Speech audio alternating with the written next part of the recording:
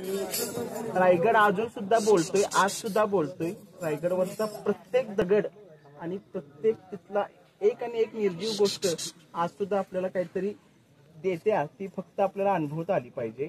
त्यामुळे माझ्याशी प्रत्येकाला विनंती आहे की सगळीजण रायगडला जातात, परत रिटर्न येतात, एक दिवस एक रात्र त्या महाराजांच्या बरोबर तुम्ही घालवा, हीच माझी एक कळकळीची तुम्हाला विनंती राहील।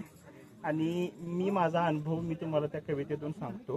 कवितेचं नाव आहे रायगड आज सुद्धा बोलतोय।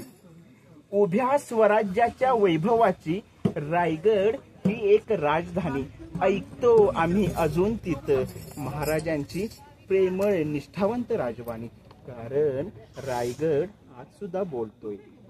प्रबळ इच्छाशक्तींचा हा रायगड डोलतोय अभिमानानं सह्याद्रीच्या कवेत, याचीच अभेद्यता होती माझ्या हिरोईनच्या नजरेत, माझ्या हिरोईनच्या नजरेत।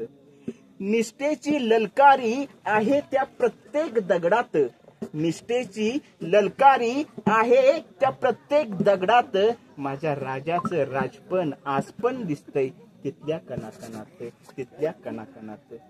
झुकतात माना त्या सेवेच्या तत्परी, झुकतात माना त्या सेवेच्या तत्परी, असा छत्रपती शिवाजी होता सर्वांच्या उपरी, मुजराच देतो स्वराज्याच्या राजधानीची स्वाक्षरी, कारण रायगड आज सुद्धा बोलतोय। नैराश्याचे आहे उत्तर हिरकणीचं धैर्य, नैराश्याचं आहे उत्तर हिरकणीचं धैर्य, मैदानात गाजवून दाखवा स्वतःचं शौर्य, करून कडेलोट खोट्या भावनेचा, करून कडेलोट खोट्या भावनेचा, वाढवा महाराजांप्रमाणे धर्म मानवतेचा, धर्म मानवतेचा, कारण रायगड आज सुद्धा बोलतोय। रायगडी झाला माझ्या राजाचा राज्याभिषेक, रायगडी झाला माझ्या राजाचा राज्याभिषेक, आई वडिलांचे आनंद अश्रू हाच आपला अभिषेक, महाराजांचे स्पर्श करून चरण भगव्याच्या छाईखालीच व्हावं आपलं मरण, कारण रायगड आज सुद्धा बोलतोय। म्हणूनच लढेंगे जब तक है जान, जब तक है जान, जब तक है जान।